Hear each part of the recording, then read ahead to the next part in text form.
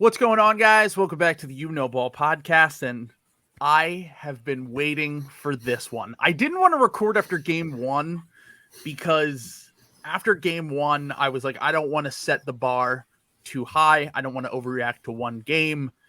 But now we are here after game two. The Sixers are up 2-0 after two straight blowouts pretty much against the Toronto Raptors. And I could not think of a better guest to have on than the enemy of Raptors Twitter, Mr. Mike Chiodo. What's up, Mike? I'm good. How are you? Doing well, dude. I just want to put this up top. So I recorded my last episode about a week ago.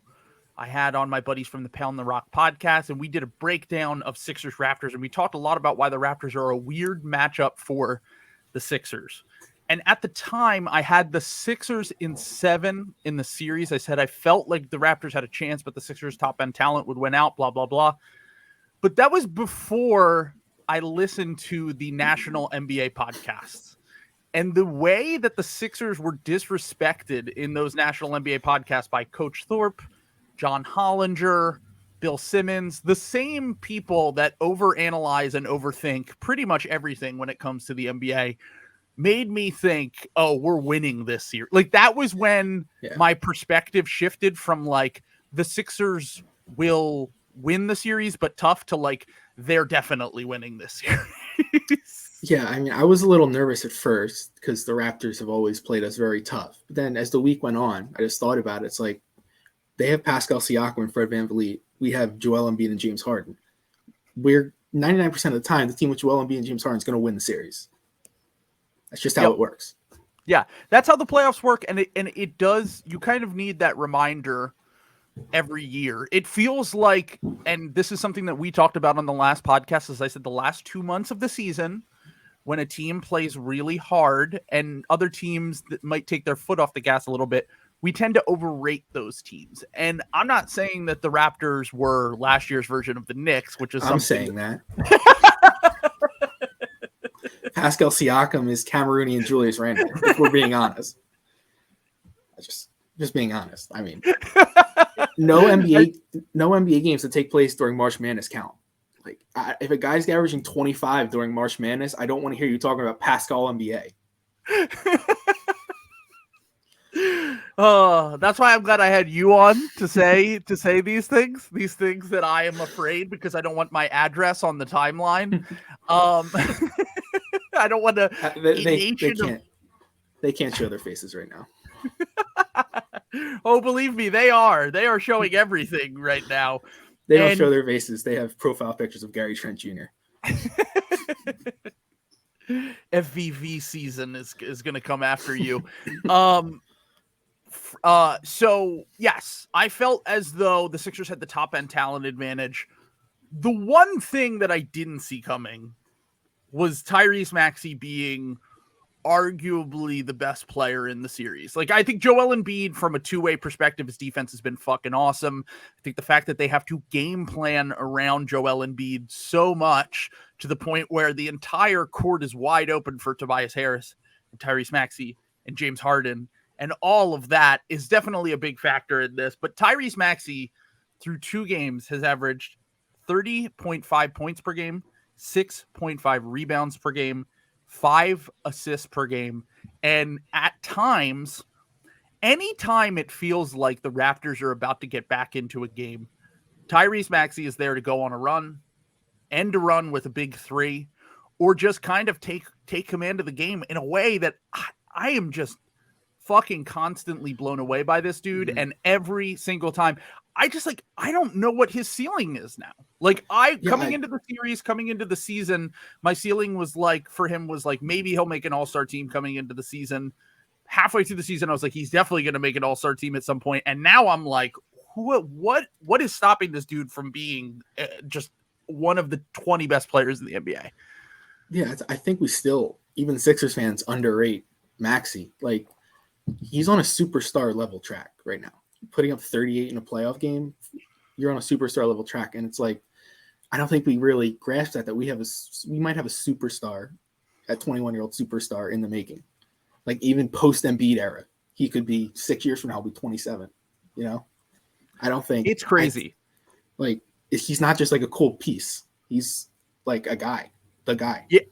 Yeah. And one of the things that I think that the Sixers fans tend to temper their expectations with young guys now, because we've been hurt by so many in the past that have flashed early or been amazing prospects and not really panned out. But Maxey has taken over the city. He's got M. Night Shyamalan standing on the sideline and putting a fist up. Like, he is absolutely amazing. And this matchup was something that we talked about, was like, there's no one on the Raptors that has the foot speed to keep up with Maxey, and he's able to attack. He's like, the thing that blows my mind about him is, like, we're talking about this now, he doesn't even have a bag. Like, he doesn't have moves. Like, his moves are literally, I'm faster than you, and I can hit threes at a Curry brother clip, which is just unbelievable. Like, we thought at the draft last year, when people were saying he can't shoot, he had good form. Like, he could become a decent shooter someday. In year 2, he's like the best shooter in the league. It's crazy. It's crazy that anytime he takes a corner three, I think it's going in. Like, above the break threes was something before this series that I felt like he was a little bit more hit or miss on. I think he's like 5 for 8 on above the break threes in this series. I mean, the shooting, like you said, like, I thought he could become an above average 3-point shooter. Like, I was thinking 37% maybe on 5 attempts per game. I never thought it was going to be 43% on nearly 5 attempts per game. And if he ups his volume, if he takes more threes off the dribble, if he's more of a threat in the pick and roll to shoot that, like, we're talking like one of like a few comps that have been made for his type of ceiling before. It was like a Bradley Beal level player, or Kyle Lowry or whatever. Like, Donovan Mitchell, like there are, like, I'm thinking about comps now for him, and I don't want to overreact to 2 games, but we've seen this progression throughout the season in a way where I'm like, this guy, like, he could make an all-NBA team at this point. Yeah. Like, I've seen over the last couple of days, people have thrown him into conversations like LaMelo and Anthony Edwards, and your initial instinct is like, well, that's a little too far, but then it's not at all. No, and I mean, we were talking, you know, is he the 3rd, 4th best player in the class, 5th best player in the class with Bane and Halliburton? And it's like, if he's this level of player in the playoffs, because regular season wise, you know, I think that they're like, I think Bane and Halliburton are awesome. We haven't really seen them have a run yet in the playoffs. We're starting to see Maxey have one right now, and maybe it is just the favorable matchup. Maybe it is because they don't have the foot speed, but like, who does have the foot speed to keep up with Tyrese Maxey? No one. De'Aaron Fox, if he had a 3-point shot and better touch inside too. Like, he literally is 9 for 9 at the rim in this series. He has not missed one time. He's getting the team out running on the break. If he's running on the break, Harden's hitting him. Like, it is a thing that I have never seen. And it's something that Sixers fans have longed for so fucking, just a guard who can shoot, who can dribble, and who can, like, create his own offense in a way that no one has been able to for the Sixers since Iverson. Yeah, I mean, it's really unbelievable that this happened. It's unbelievable. I cannot believe this happened. At 21, I'm still in shock. On a Mike Muscala shot, one of the worst Sixers I've ever remember. Thank you, Mike. Turns into a legend. I'm telling you, we got to get him here this offseason. We got to convince him. Listen, leave Oklahoma City. Yeah, get him to ring the bell. Yeah. Game 3 against the Heat. He should ring the bell. I'm trying to get him on a podcast this summer. I'm trying to get him so we can have I can have an hour long where I just thank him for the shot. Get his dad on too. Did you see the one? Oh God! I'm not trying to get canceled. Mike's dad, he's here. Please don't say any words, Mr. Muscala. Did you see the tweet? I can't remember who it was from. I wish I could. But did you see the tweet from the night that Muscala hit the shot? And it was basically like, I think I did. Yeah, something it was. Like if the guy we get at 21 turns into a star, Mike Muscala is going to be a cold hero or something. A star point guard that leads us on a finals run. And I was like, holy fucking! Like, no one saw this. I mean, I don't want to get too ahead of myself, but the shot called on that night by that person, I'll put the tweet in the description because that person deserves a shout out. I just can't think of who it was right now, but unbelievable how this has all come true. And I just want to say, speaking of the Raptors, thank you, Masai Ujiri, for turning down. Like, if Maxey was doing this for the Raptors right now in the playoffs, I would commit seppuku on the air. The Raptors fans talking about his freaking smile. Oh my God! Thank God. Jesus Christ. Scotty Barnes. Can you imagine the Scotty and Maxey memes they'd make? Jesus Christ.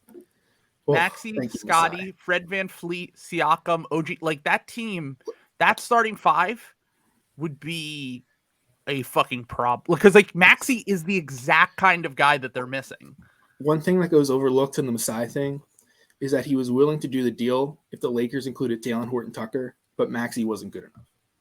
That goes overlooked.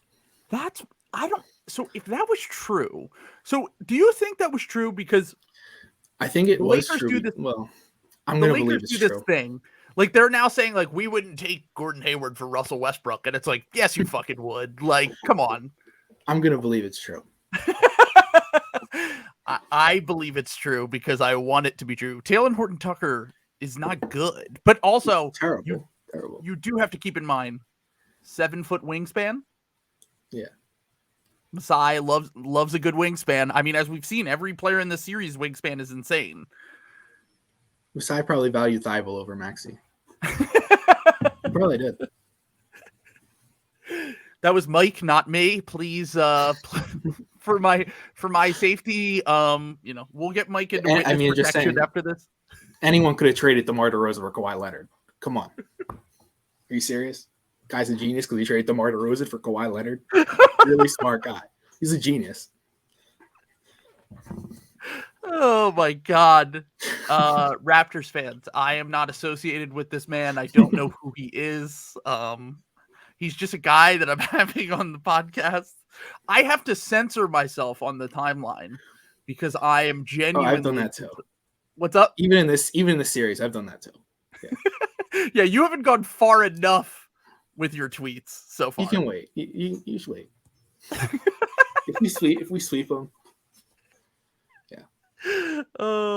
So another thing about this series in general, and just kind of the NBA playoffs and how things have shook out with Jordan Poole, Anthony Edwards, Tyrese Maxey, all these young guys, Ja Morant, these guys that are like hoopers that are kind of just fearless and like really in the moment, is like, this is kind of proof of concept of something that after the Hawks series I talked about, which was, I'm not even doing a bit. Like, you need a hooper on your team. Like, even the Bucks last year's version of Chris Middleton that made that run when he was completely fearless and taking every big shot and making every big shot at the end of the series.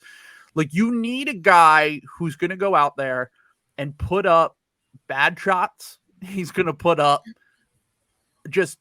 he's just relentless, and he is as I said on the podcast last year after we lost to the Hawks, he has a Tyler Hero goldfish brain where you don't think about the last shot, you don't think about the last play, you just keep going. And this so far, and they might have bad games, they might have bad series, but ultimately, in order to be a contender in the NBA nowadays, you need a guy who is just going to go out there and hoop and not think about anything, because hoopers are built for the playoffs.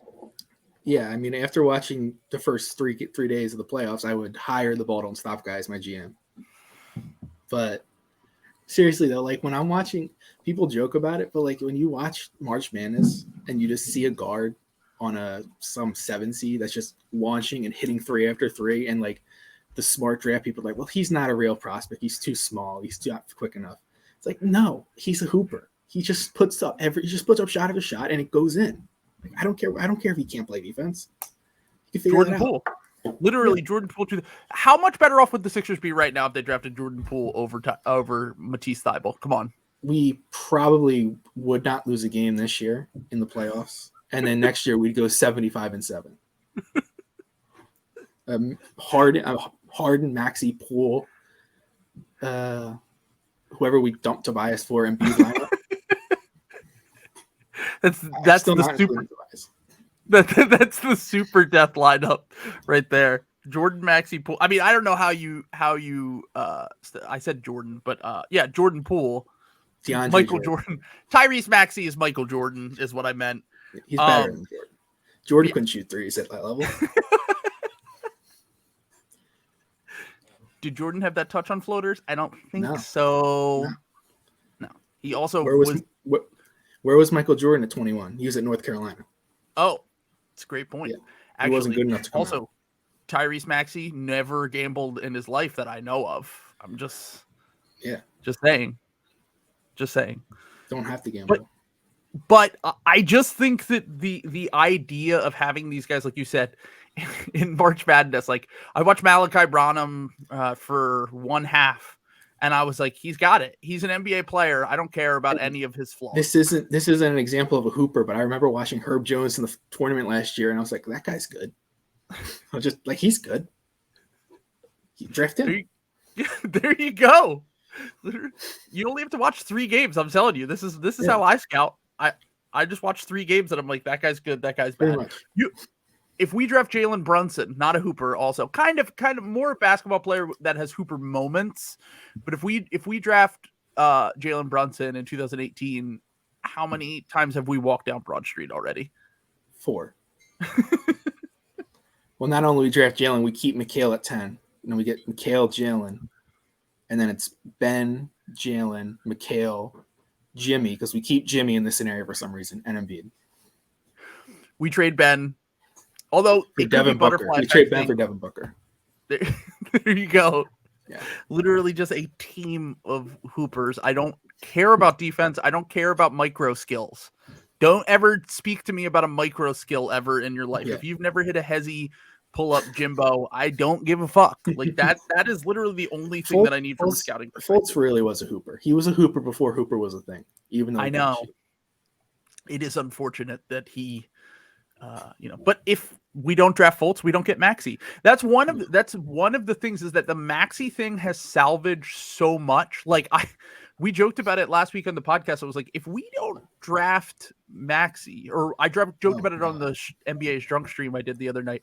I was like, if we don't draft Maxey at 21, you're telling me that Embiid doesn't look around after last year and go, I need to get the fuck out of here?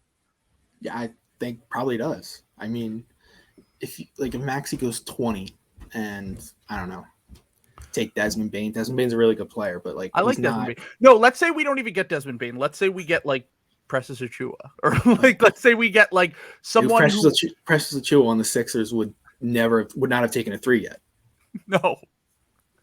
No, absolutely. Let's say we get. I don't know. I'm trying to think of guys who win that. Malachi Flynn, a guy who is in this series and I like Malachi Flynn as another a guy. Raptors fan said was going to be just a star. Masai did it again. You got Malachi Flynn. How does he do it? Little redhead from San Diego State. Yeah, he's going to be a star. I actually did like Malachi Flynn going into the draft, but I did like him too. But I will say that if we draft anyone but Maxey, maybe Bane. Bane's the only other guy I think that you take at that spot where Embiid could have looked around and said, we've got something here. But if he looks around and says, we have Tobias on a max contract, we have Ben Simmons, who for the second time in the playoffs has completely melted down and can't hit a free throw and can't do anything. Yep. We have no flexibility. We have no good young prospects that I can look to. And I really do think if we didn't get Maxey and we didn't have, we did have Morey, which is something, but he believed in Morey. So that's that is a good thing at least. But I think that the Maxey thing is definitely at least part of the reason why Joel felt as though he could sign that Supermax. Yeah. Even this year, I mean, imagine if Maxey didn't take a leap this year. The first half of the year, they would have been bad. They were 16-16. If Maxey doesn't take a leap, what are they, 13-20? Yeah, they're probably in a play. They're probably in a play. We probably panic and trade Ben for CJ McCollum. Who the CJ McCollum thing has been brought up. I like CJ McCollum, fine player. He would have been good. Yeah, he would have been good, but this version of a piece away. That's what I'm saying is like, and that's kind of been my whole thing with the CJ McCollum stuff. And like, I have people I know and I like that are like, oh, if we had just traded for CJ McCollum, and I'm like, CJ's good, but like CJ, his flaws are very obvious, and people his still flaws, get people even after everything is out, people still watch a guy hit a mid-range jumper and are like, oh my god, we could have had that guy. Yeah, and he was great in the one play-in game. And I said it doesn't make any sense to me that anyone ever said that it was crazy to trade Ben Simmons for CJ, because the suggestion was that they're not a similar level player. And I always said, what's up? I think I'd rather have CJ than Ben. That's what I was going to say, is that I would rather, with all of his both of their flaws, I would rather have CJ if I could construct a roster where CJ is the third best player and a secondary creator working off of a star wing and a star center. Now that's easier said than done, but at the same time, we like, if the Lakers had just waited and traded for CJ McCollum instead of Russell Westbrook with the package that they gave, because he went for a similar package. If you think about it, honestly, the package that the Blazers got is going to end up worse than what they could have got from the Lakers, which is because now they're getting a 2025 Bucks pick. And my whole thing has been, if you had Seth, who we had at the time, if you had Maxey, who we have at the time, CJ McCollum, like, there's no way you could just play three small guards like that in the playoffs and survive. And even with all of the shit that Harden has gone through, his inability to have burst, his step back three not always falling, whatever, he's still a better offensive player than CJ McCollum is right now. Yeah, people like overreact to Harden, even when he's struggling, even at his worst. The shots he's creating is just insane. You've never seen it before. We've almost become numb to it already because it's been 25 games. If you were to show that to a Sixer fan in January, like a guy's going to be on the wing and he's going to make a cross-court pass to a wide-open George Niang in the corner, we would have lost our minds. He's basically in the half court. He's basically what we needed from Ben last year in the playoffs, which is he's going to generate enough of a threat he's actually a good passer, like a really good passer. Yes. Rather than just make cool passes in transition. And his scoring gravity is enough that if he does get downhill, he can find Embiid with the pocket pass.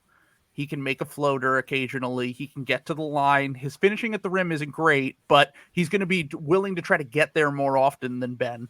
And because of that, the Raptors, who notoriously, as we discussed on the last episode, tend to overhelp, he can completely exploit that in this matchup because they're overhelping, and he's finding Tobias wide open. He's finding Danny wide open. He's finding Maxey, Niang, whoever is in the corner above the break, all of that. He's just finding guys. And one of the things is, yes, the Sixers have had hot shooting through 2 games. I don't want to act like they haven't. But a large part of that is because James Harden is generating wide open threes. We're getting wide open looks. Yeah. Like, it's not a surprise. Like, Raptors fans, again, you keep yelling about all the shooting and stuff. You're sending 3 guys at Embiid and 2 guys at Harden. What do you think is going to happen? Exactly. Every time you're betting on our shooters not hitting shots, and you're losing right now. Yeah. And this version of Tobias that we've gotten for about a month and a half, this version of Maxey that we've had for about 2 months now, this version of Danny has been... It's actually hilarious that he was actually like coasting. It's like he suddenly has bursts. It's like, you're Danny Green, you're coasting the entire year. Like, all right, man. Like he's LeBron saving it for the playoffs. I love how people were saying that, like in March, like when he's like 1 for 50 from 3, like maybe he's coasting for the playoffs, and he actually was. He dunked the ball for the first time since North Carolina. Series should be over. If Danny Green dunks on you, series is over. We don't have to risk sending those guys to Toronto and people showing up at Embiid's hotel room. Just series is done. We get 10 days off. That's a reward for Danny Green dunking. We don't have to risk a Tanya Harding situation happening with our best players. I agree. But make sure enhance security on that flight. These people are not safe. These are not good people.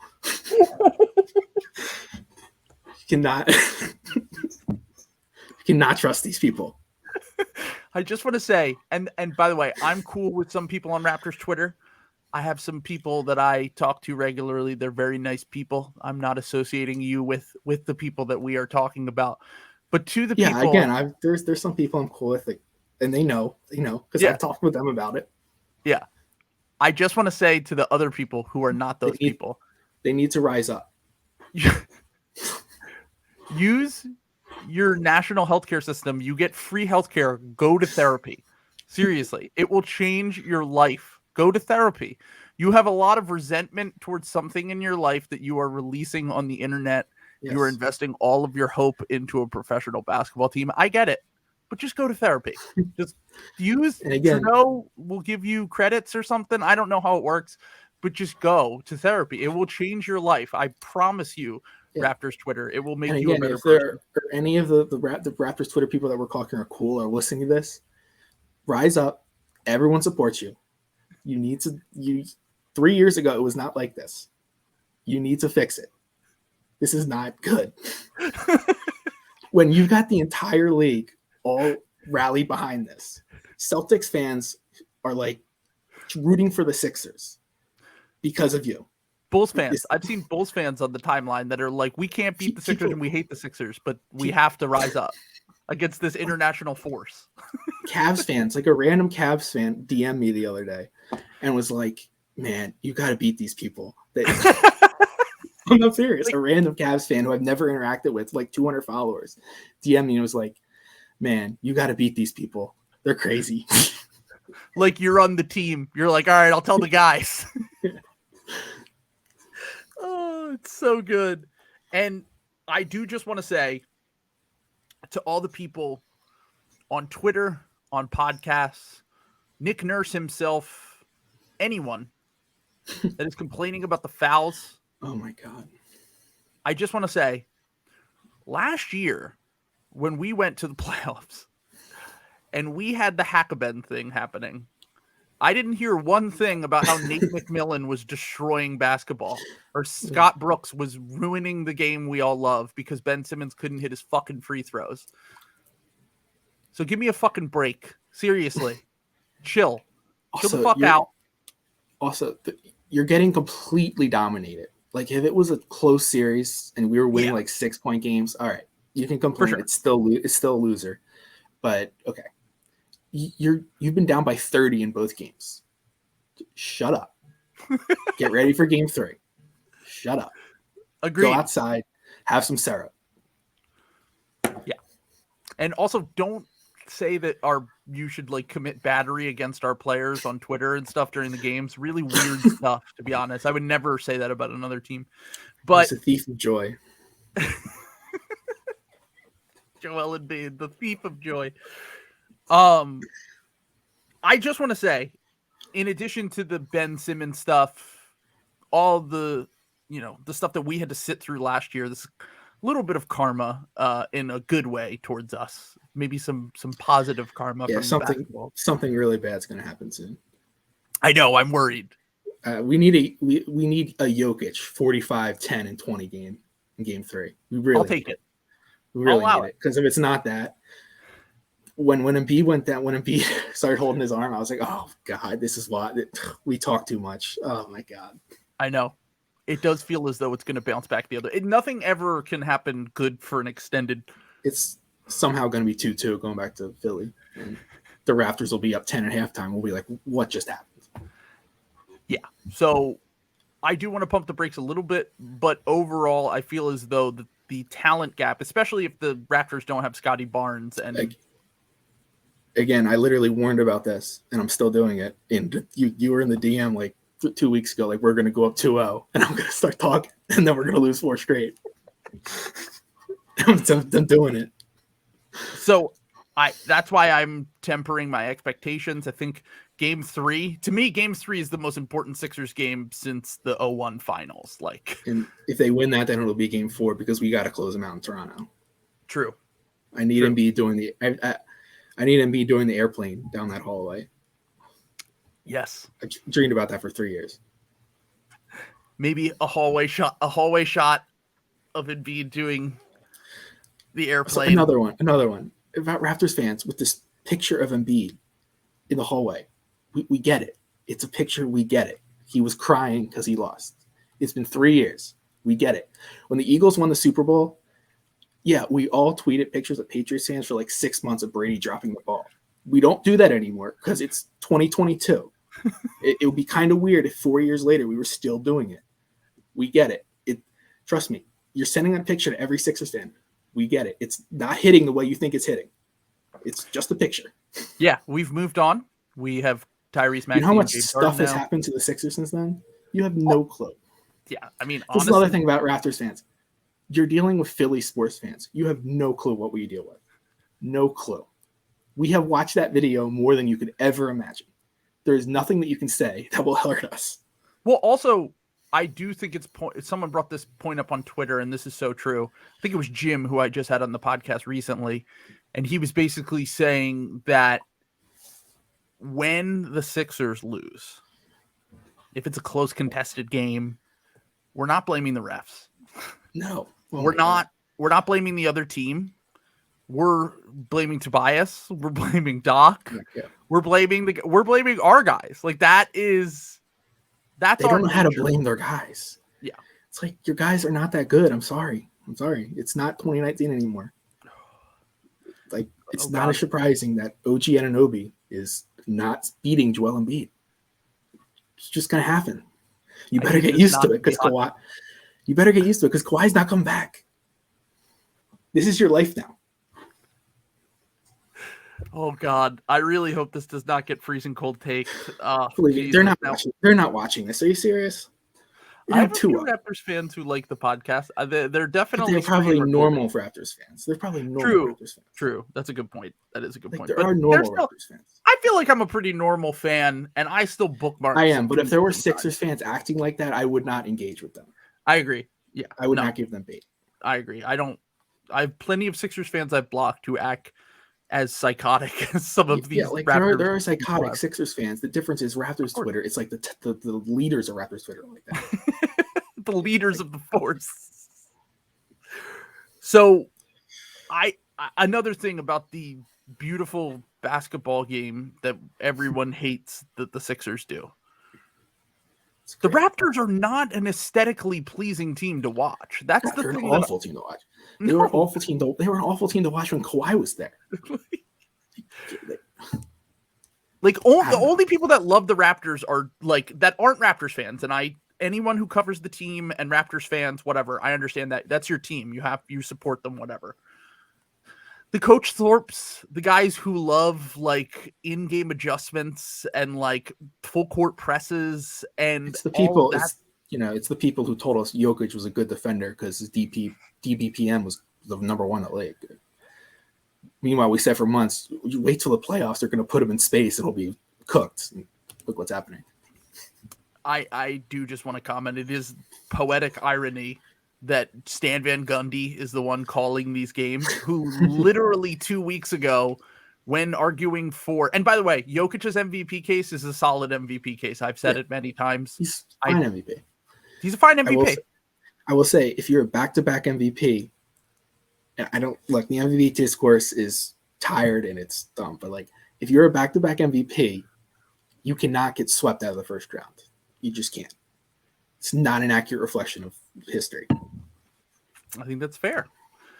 And I just want to say that the defensive stuff with the metrics that we all know suck. Brad Stevens just said, there was a clip of Brad Stevens going around about how much defensive metrics suck. Daryl Morey himself has said last year, available defensive metrics are terrible. Stan Van Gundy on the air 2 weeks ago talking about DBPM. What is DBPM, Stan Van Gundy? Because if you believe that DBPM is the accurate representation of how good a player's defense is, do you think that Jokic is twice as good as Giannis on defense? That's all I need to know. Do you think that he's twice as good as Giannis Antetokounmpo on defense? What was was that Raptor? Was it Raptor that had Jokic as a better defender? Had rookie Jokic, 2015 Jokic, as a better defender than current Giannis? Peak Giannis, any Giannis here defensively, who is probably the best defender in the NBA. Yeah, he's like an all-time defender. Like he's insane. It's like if Jokic is better than if rookie Jokic is better than peak Giannis, Jokic is probably the best defensive player of all time. Yes, like undeniably. I don't think he's the best defensive player of all time. So all of the metrics that say that he's a dominant offensive player, I agree. He might be the best offensive player in the NBA. Yeah, he's a great offensive player. Stop with the defense stuff. Enough. He's not a great defender. He's not. He might be an average defender who can get exploited or above average. He's gotten himself to the point where he's not going to kill you on his own in a playoff series, although he's kind of getting killed in this one, but that's not totally his fault. Their point of attack defense is bad, but I heard people say that their point of attack defense is the worst point of attack defense in the NBA, and that is not true. I watched the Charlotte Hornets this year, dude. Oh my God. Charlotte Hornets have the worst defense I've maybe ever seen. Interior, perimeter, like we put up like 140 on them. I saw teams fucking run them off the court. The point of attack defense for the Nuggets cannot possibly be worse than a team like the Charlotte Hornets or the Houston Rockets or like there are teams that have worse point of attack defense. So if you want to blame it all on that, sure, fine. Go ahead. Again, like I don't want to have an MVP discussion, but the way the narrative shift is just unbelievable. It's unbelievable. I'll allow it. And I can't wait until the 5 years from now podcast that you brought up about Simmons and Russillo. Oh, it might be 5 weeks from now after thinking about it. It might be 5 days from now knowing them. You know, Russillo, we overthought that, man. That was Embiid's year. It was just Embiid's year. And, you know, we let March fool us. It happens. And I know Sixers fans are all mad, but it happens once a generation, right? It was Steve Rose, then it was Jokic. It happens. Steve Nash winning his second. Come on, Kobe only won one. Chris Paul never won an MVP. And Russillo acts like, wait, are we not going to act like Jokic didn't have one of the most dominant marches of all time? 100%. Okay, are we going to do the whole Jokic thing? Because we can, if you want. I mean, Denver's team, rat team. And what about Giannis? Giannis had a great case too. Like, you can't just, this is where I get mad. You can't just put it all on the writers. Like, there were 3 great cases. It happens. It kind of reminds me of the 04 Sox when Pedro. That was so funny. On the pod on Sunday, he was like, that shot reminded me of the 04 Sox, the ALCS. And Russillo was like, wait, what? It was game 1 of the playoffs. Literally the first game of the first round. Oh. Beautiful. I love it. It's poetry, that podcast. I genuinely enjoy Russillo and Simmons. It's inside the NBA podcast to me, where I'm not getting basketball analysis from it. I'm just listening to it and being entertained. Yeah. It's above the level of like inside the NBA guys are doing kind of like characters at this point. I feel like they're really leaning into it. I feel like Russillo and Simmons have, like, they occasionally will bring up good points. And you're like, yeah, like, speaking of, Russillo was talking about the defensive metrics the other day. He was like, some of the defensive metrics say that Jokic is this great defender, and I just don't see it. And, like, I agree with that. They're always like 25% on a good point, really good point. And then the other 75% is like, what? It's just narrative stuff. It's all just like, it's all narrative stuff. So, back to the Sixers game. So, the Raptors half-court offense has actually been better than I expected. I expected it to be. Their transition offense is what has been terrible. Like, the Sixers have owned them on the offensive glass, have gotten out running in a way that I have both on offense and defense. This was clearly a point of emphasis for the first 2 games. It was games. interesting. Game 1, because all year, it was like the offensive rebounding stuff was weird because it was like, it should not be this bad. Mm-hmm. I thought it was interesting, like game 1, like the first possession of game 1, Embiid was just under the basket and was just fighting and tipping a ball out, and it was like, oh, okay.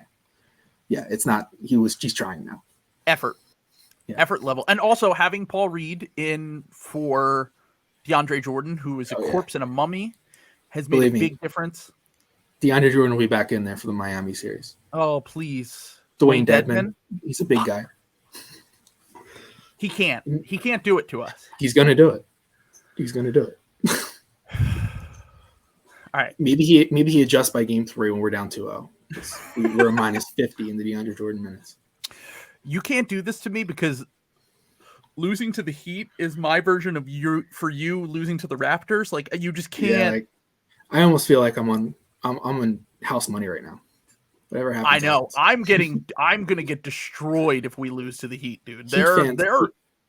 Heat fans are gonna seem like cool guys. After your Raptors sweater, like they're cool guy. Let's be friends. Like you guys are nice.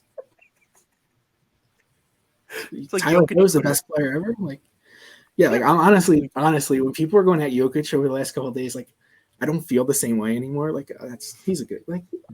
I just dealt with Raptors fans. I can't do that right now. It's just normal conversation. Andy Bailey's just a fine guy. He just likes metrics. Andy Bailey's not tweeting out Joel Embiid's hotel room number. So you support his politics? Oh. To be fair, they probably have the same politics. Oh no, I don't know about that. Let's not get into that. The only Republican that I know of on NBA Twitter. All right. So yeah, the Raptors half-court offense has been better than I expected. Their transition offense and defense has been way worse than I expected. I didn't expect it to be essentially non-existent in the first two games, which is crazy that the Sixers have led in fast break points through two games. They have kind of covered up all of I guess one of the things that I overlook for this series is that a lot of the Sixers issues were not like fundamental issues, because I think that the Raptors issues, shot creation, star power, they're not things you can kind of overcome in a playoff series and like just dominate. And the Sixers issues, offensive rebounding, transition defense, perimeter defense, are kind of just like effort things. And if they try really hard, then it might be able to negate some of the issues that they had during the regular season. Yeah, so before the series, I had Sixers in 5 because I was just looking at us. I felt like it was straightforward. Like either the Sixers were going to have it, in which case the Raptors are not going to be able to stop them. We're going to win the series easily, or they're not going to have it, in which case, we're going to lose. But when people talk about like transition and like offensive rebounding as reasons you're going to lose a playoff series, that's not really. The game slows down in the playoffs. Always does. Offensive rebounding, a lot of that is effort, even though the Sixers did have other reasons where they're slow and unathletic. But people just really overthought this. Like they really did. I think the people who picked the Raptors in 6 or 5, like especially overthought it because of, and this is something Zach Lowe even brought up on his preview podcast, which was when he was talking to Coach Thorpe, he was like, the Sixers have Joel Embiid and James Harden. Yeah. He's like, and the Raptors are nerd NBA favorite team. Nick Nurse, Masai Ujiri. Nick Nurse is going to go out there and guard Embiid. That's what people were talking like. Yeah. Guy had Kawhi Leonard. He's a fine coach. He's a good coach. Masai Ujiri is a good GM. I think Kawhi Leonard, he got completely humiliated by Brett Brown in 2019, by the way. Took him 3 games to match Gasol in Embiid's minutes. And then once he did, it was over. But took him 3 games. So there is I respect whatever the Raptors have built and stuff, but I don't.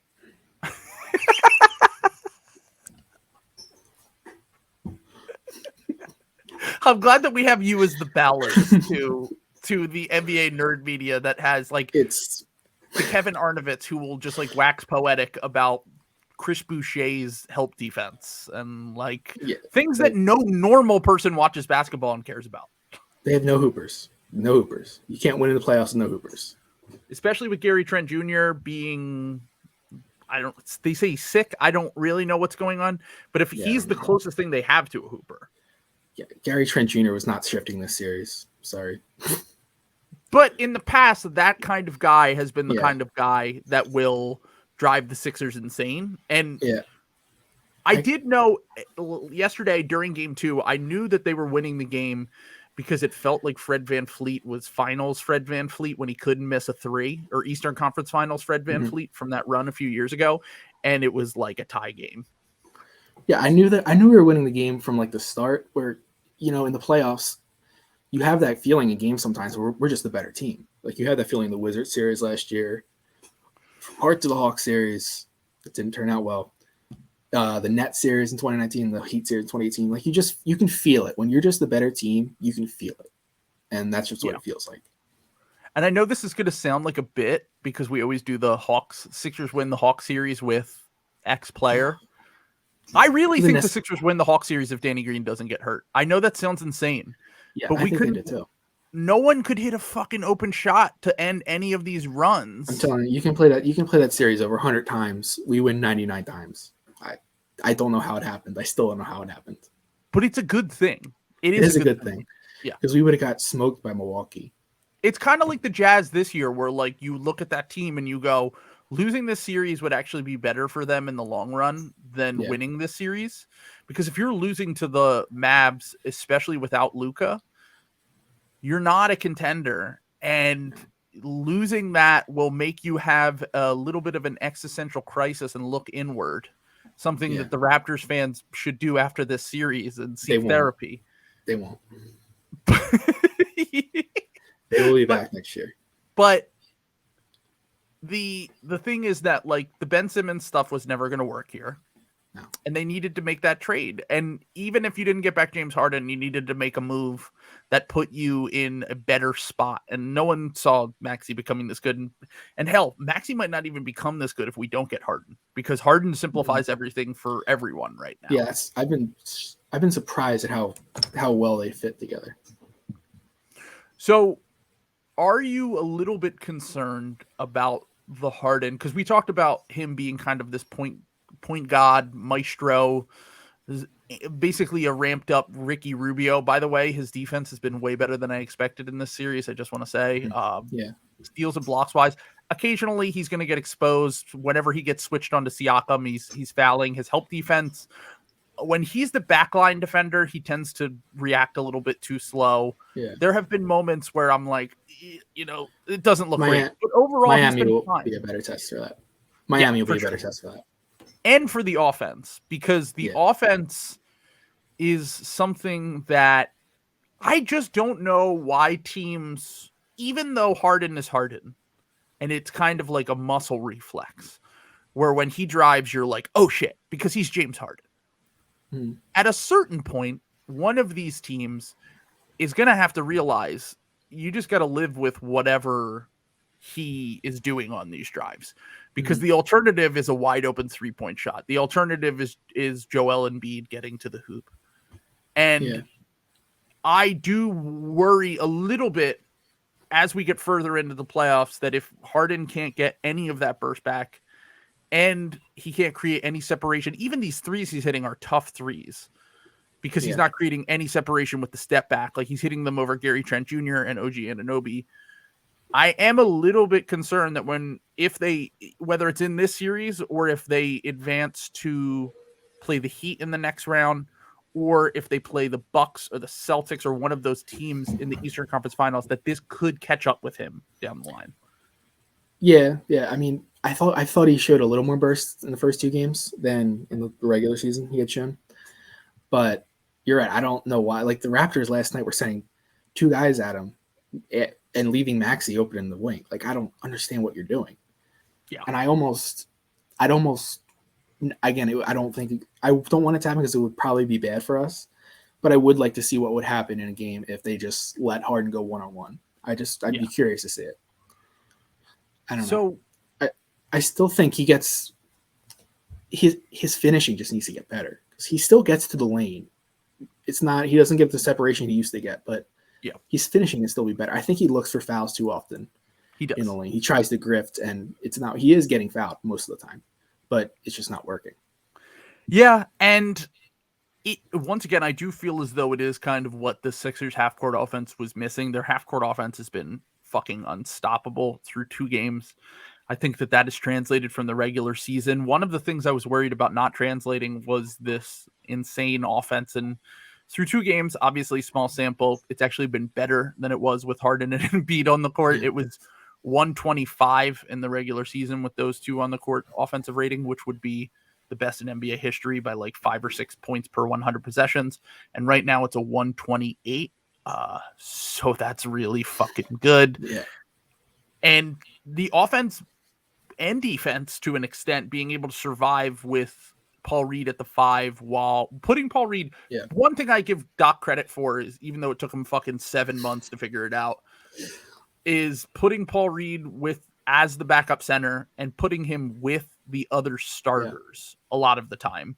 So other than that one run where they pulled and Maxey was going off and they had Harden and Embiid on the bench, it does feel as though putting Paul Reed with the other 4 starters has made it so that he doesn't have to do too much. He can just play defense, get offensive rebounds, use fouls, honestly. Like you're going to foul, but use them. Yeah, I would foul 5 times in 8 minutes. Just it's better than DeAndre.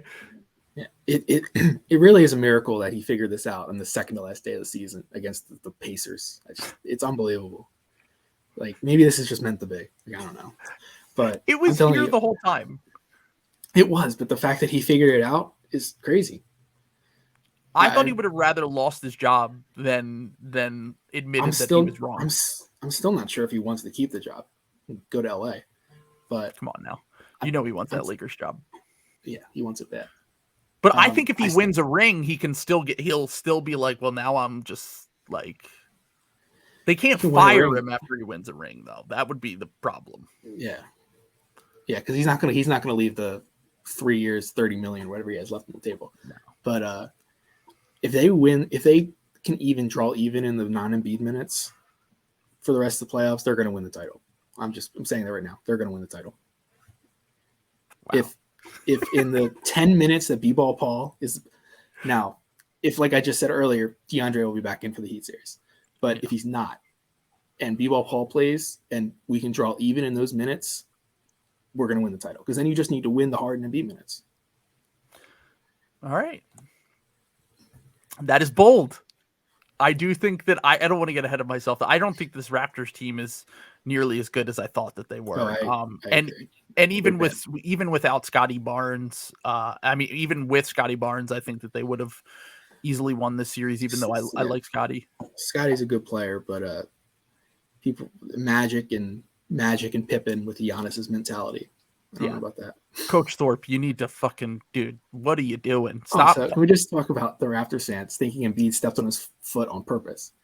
What is wrong with you? You know what basketball is. You think Embiid risks severely spraining his own ankle so he could go out of his way to step on Scotty Barnes' ankle. Trust me, Scotty's a good player. No one's that worried about Scotty Barnes. Yeah, I mean, that was not intentional at all. Very obviously, you wait 2 months. I guarantee you, whenever anyone wins the title, a Raptors fan will unironically say, this has an asterisk on it because Scotty Barnes missed the first round. Dude, I literally saw Raptors fans getting mad at a rational Raptors fan who was saying that we're going to win the title in like 2 or 3 years. And they said, we're winning this year. Yeah, I saw that.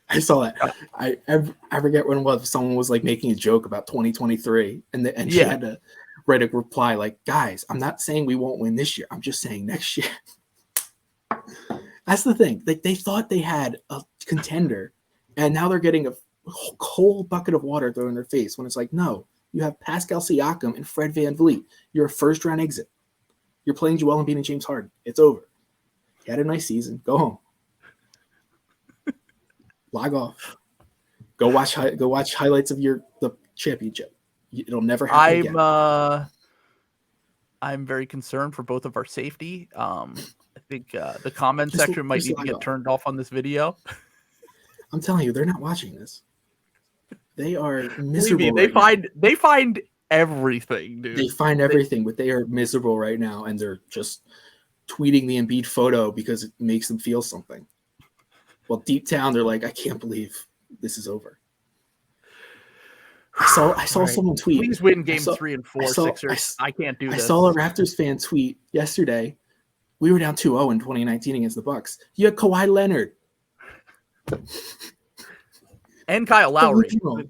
Let's be honest, that version of Kyle Lowry would be your best player in this series. Kyle Lowry is completely overrated. I agree. But that version of Kyle Lowry would he not be the best player on the Raptors right now? Yeah, because the other Raptors suck too. But Tyrese Maxey is better than any version of Kyle Lowry. By the way, it's a total lock. We're losing game 3 after this. It's total lock. You are pushing the limits right now. All right. Honest question right now. Last night, when the Raptors cut the lead to 9. No, I wasn't nervous. I wasn't. Really? This team sucks. Okay, let's just say they get it close. And it's 100-96 with 2 minutes left. Who's going to win? Joel Embiid and James Harden at home, or Pascal Siakam going ISO ball and get locked up by Tobias Harris? Who's going to win? I mean, they did Raptors, beat us in the last 2 close games, to be fair. We weren't trying. It's like I said at the beginning of the podcast. Those games happened during March Madness. They don't count. I'm sorry. Put an asterisk on those wins. Very similarly to the way that we should put the asterisk on whoever wins the title this year, because there was no Scottie Barnes. We should put an asterisk on the 2019 title too, because you played the Warriors without Kevin Durant and Klay Thompson. Thank you. Yeah. I love that you can only play who you play. Yeah, you can play a team that's missing 2 of the 4 best players, the top 10 player of all time. You probably win then. I agree.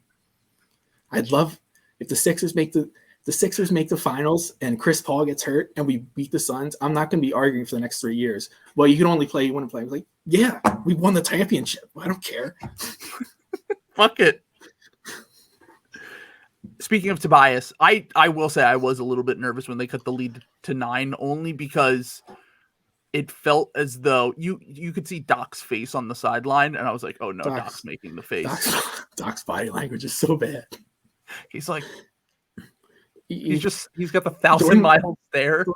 During the Hawks series last year, I thought there were points during the Hawks series last year where I thought he was like having a medical incident. He's like hunched over. Looks like he's gonna throw up. Yeah, that's why I got nervous. But then Maxey saved us again. OG dribbled off his foot, and Maxey got the ball, hit a 3 in transition, and I was like, yeah, this game's a wrap.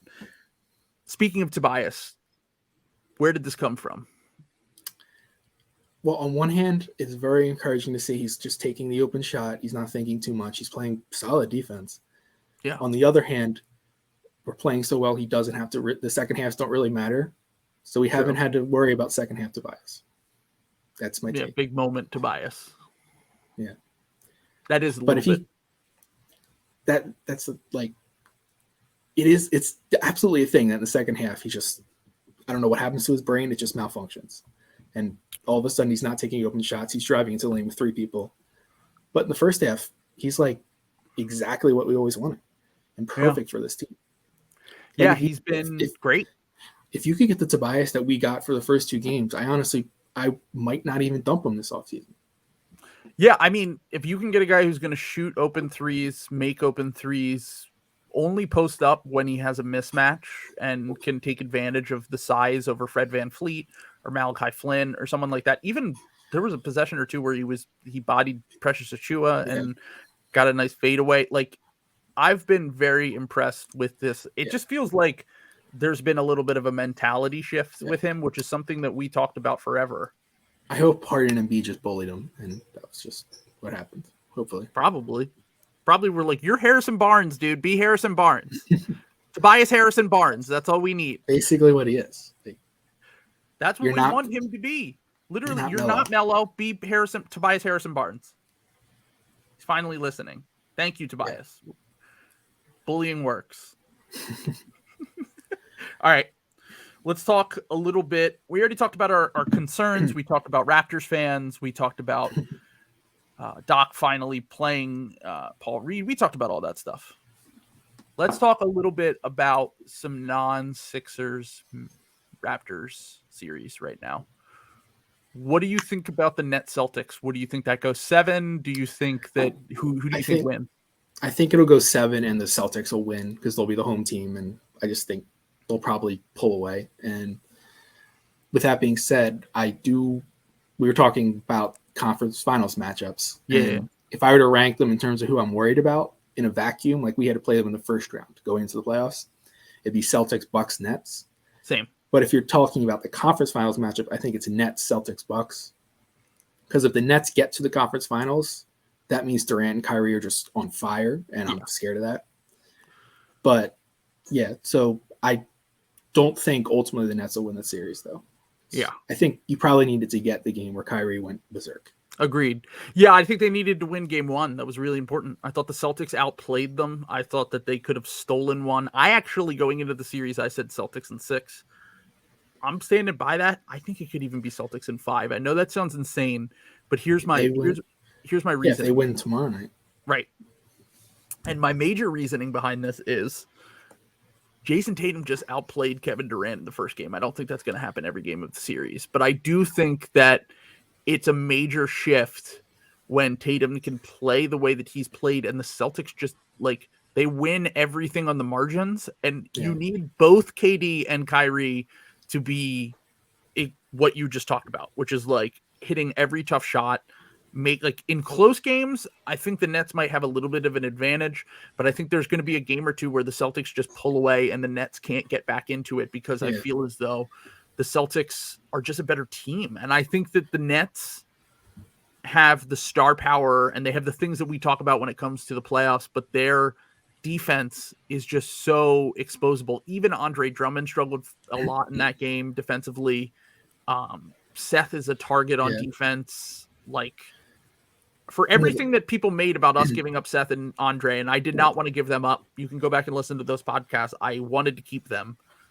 There's going to be matchups in the playoff where those two are both very hard to play unless you have a lot of stuff around them to cover up their weaknesses. And the other thing about the Nets, like Kyrie, as insane as Kyrie is when he's on, he always has at least 2 games in a series where he's just awful. Like he scores 15 points on 27 shots. And when that happens, the Celtics are going to win. They just are. Yeah. So that's 2 games right there. That's 3 wins. So not it sound like Bill Simmons now, but I mean, he once again, another good point he brought up on that podcast was the Nets have to win 5 games in the series now because they had game 1 at the end and they blew it with Kevin Durant falling asleep off ball.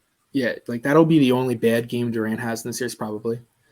For sure. Kyrie, people always see that performance, like the 40-point performance. They always kind of fall asleep when he has 20 points on 25 shots, which happens a lot.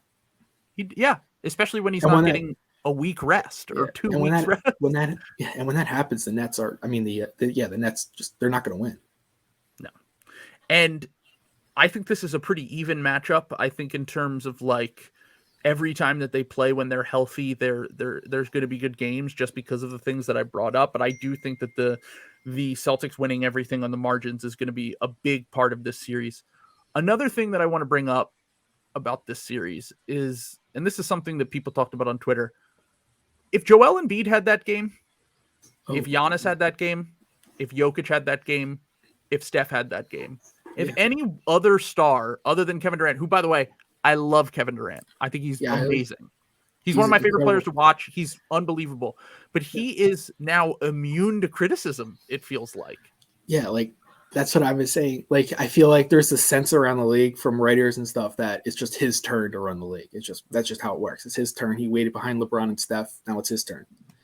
And he's just not the best. Like I don't think he's the best player right now. Who would you say is better?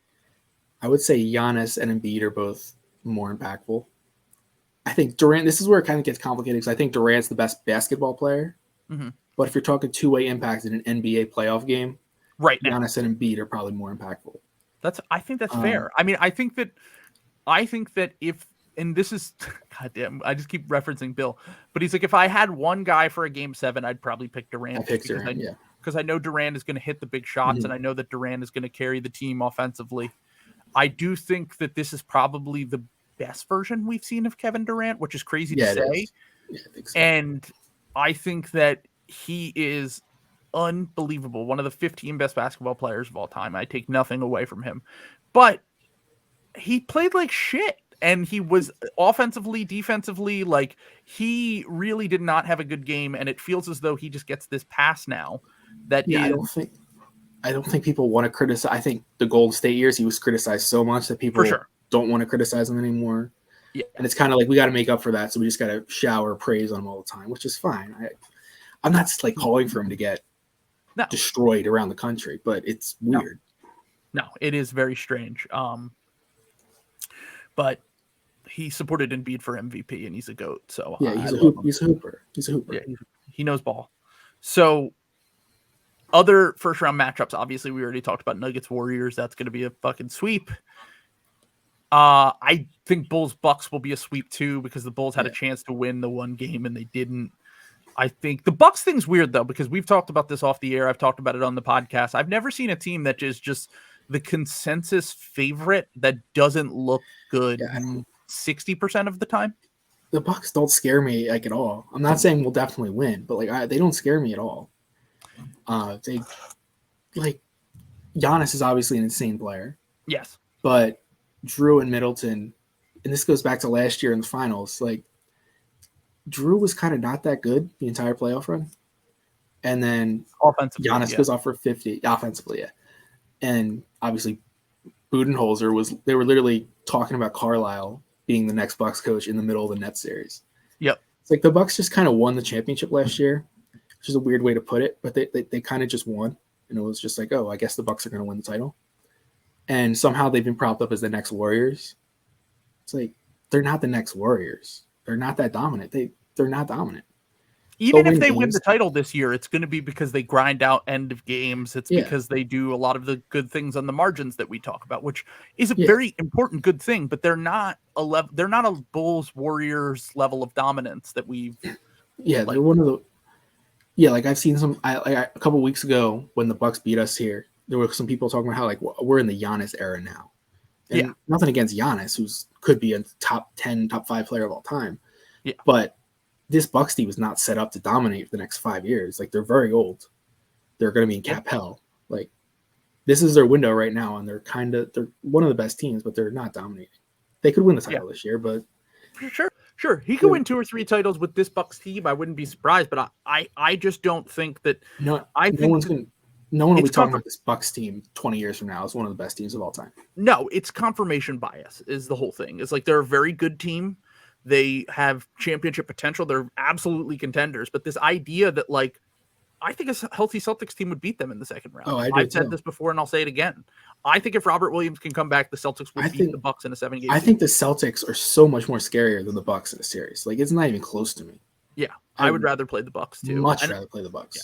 I think even if we lost the Bucks series in 5, I think there would be 4 close games, and I would feel I would feel fine about losing to them. Every single time we play the Bucks, I feel like we're going to win.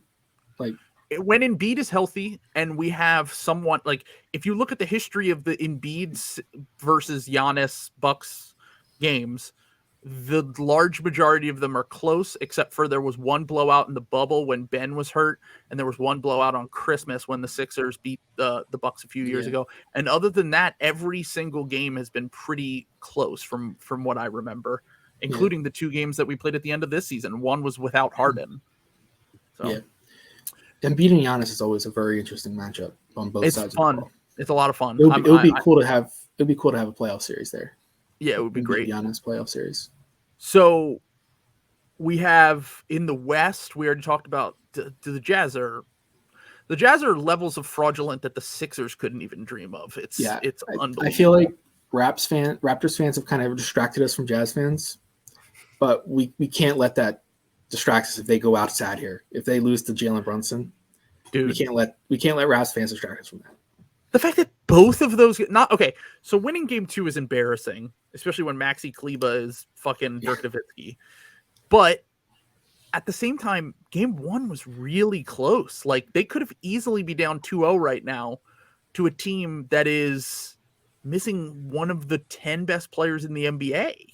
Yeah, like does anyone on the Jazz, if you got them on like a lie detector, do they truly want to win that series? No. Does Donovan Mitchell really want to win that series? No, he wants to be gone as soon as possible. It's very obvious. You can see it in their body language. Danwell House might be the only one who's fighting for a job in the NBA. Should be a Sixer. Would be our best 2-way wing, by the way. Yep. Oh, the Hawks Heat series. I just want to say, so I did a drunk, and this is something that you brought up to me. You DM'd me in the group, and it was something I realized while I was watching that Hawks Heat series, or I'm sorry, the Hawks Heat game 1, the schedule loss thing.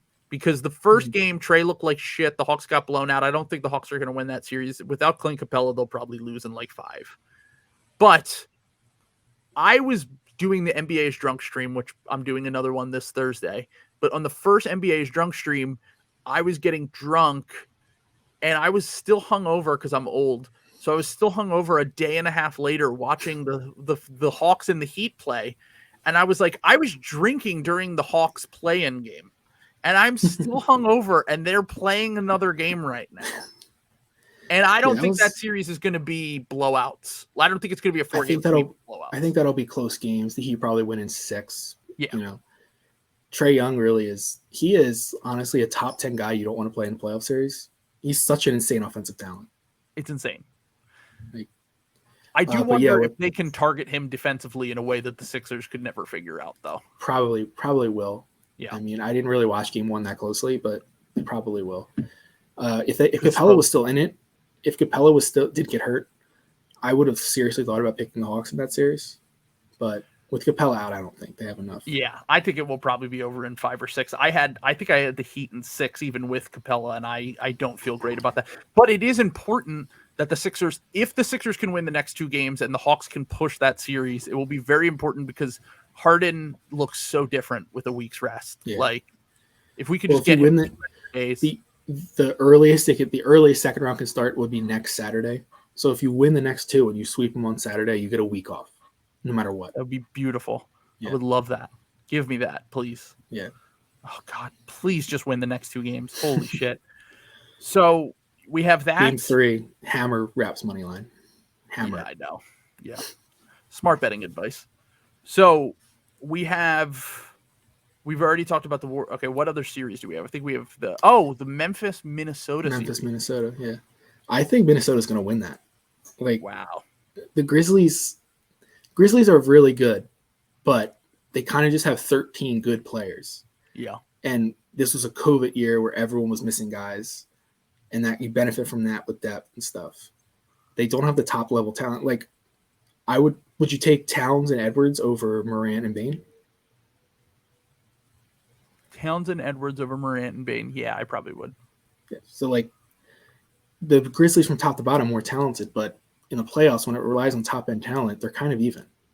And yeah, and the way that D'Lo's been playing, although he kind of struggled for a good chunk of that game, the way that D'Lo's been playing, the way that the Timberwolves have kind of figured it out, I still think I'd lean Memphis, but the half court offense for Memphis definitely scares me in a way. Yeah, regardless of what happens, the Warriors are going to just obliterate Memphis, I think. Yes.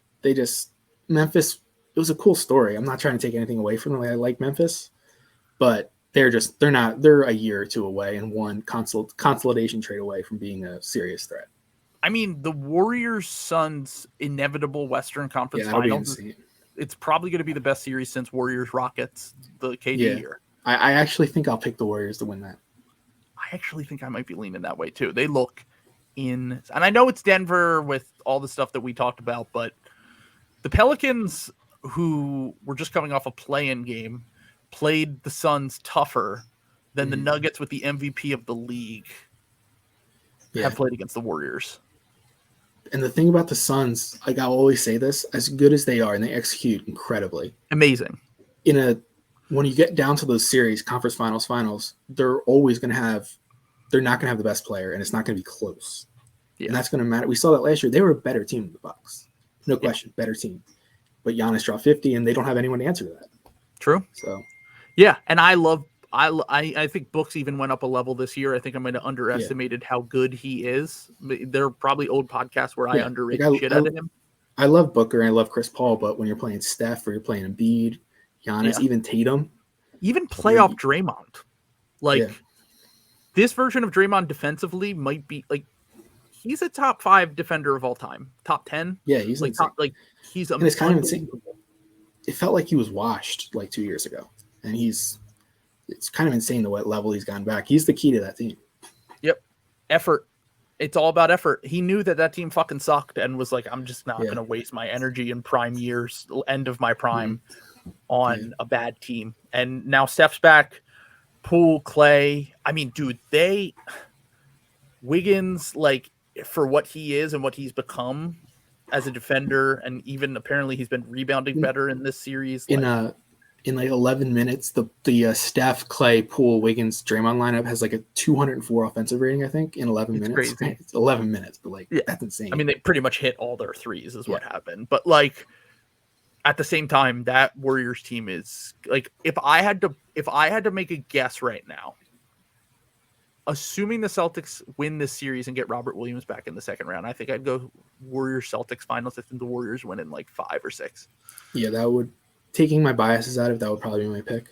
Warriors Celtics. Yeah. But and regardless, I'd probably pick the Warriors or Suns over whatever East team comes out. Yeah, same. The way if they look like this, yeah, I mean it's gonna be a fucking. They got to be from a Sixers perspective, and I don't know. Maybe I'll feel differently about this in a month. I'd much rather face the Suns and the Warriors. Oh, same here, 100%. I think the Warriors ceiling is just fucking insane. Like we know how good that they can be in major games. They've been there before. But last thing, I do just want to say about the Celtics stuff. Even though I think that they probably come out of the East, they could come out of the East. That's going to be the hardest potential road to the finals that I've maybe ever seen for a team that hasn't been there before. That's what we were talking about, avoiding the Nets. Like everyone was like, you're dodging the Nets. It's not about dodging the Nets. It's about you having to play 4 high-level playoff series instead of 3. Nets, like, the Bucks are going to sweep the Bulls. We're Sixers or Heat in the Eastern Conference Finals, and then like that's going to take a lot out of you. Like Tatum's going to have to be playing. This is like a conference final series in the first round. Yeah, and then you're gonna have to play another conference final series, and then an actual conference final series. That takes. I'd be interested to see how the Bucks defense plays against Tatum, because going up against the Nets, when you're a guy like Tatum, it's easy to look as good as you have. It's going to be interesting when you're getting what the Mavs were able to do against him, where they trapped him at half court, got the ball out of his hands, recovered, all of that. Bucks Celtics will be a really, really fun series. That would be. I feel like they always have pretty fun games. But from a basketball perspective, like just as a basketball fan, I would be happy with either Nets, Celtics, or Bucks. I'm sorry, Nets or Celtics versus the Bucks in the second round. I'm kind of tired of Bucks Nets. I don't know.